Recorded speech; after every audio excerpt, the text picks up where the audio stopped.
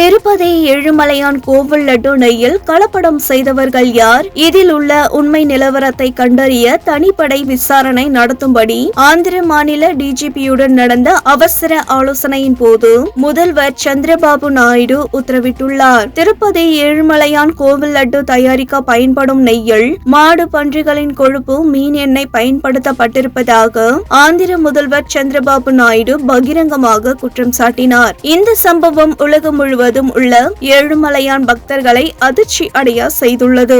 இந்த சம்பவம் தற்போது பூதாகரமாக வெடித்துள்ளது. இதில் உள்ள உண்மை நிலவரம் என்ன?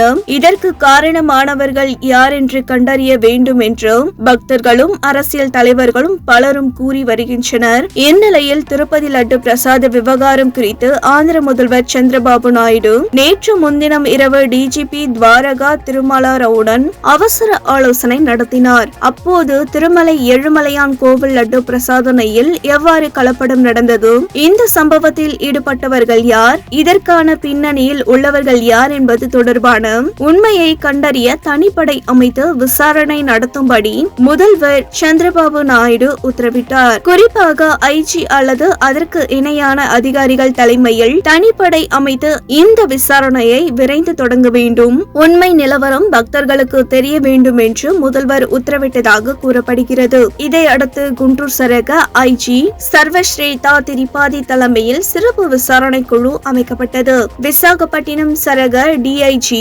கோபிநாத் செட்டி, கடப்பா எஸ்பி ஹர்ஷவர்தன் ராஜ் மற்றும் சில டிஎஸ்பிகள், இன்ஸ்பெக்டர்கள் மற்றும் எஸ்ஐக்கள் குழுவில் நியமிக்கப்பட்டுள்ளனர்.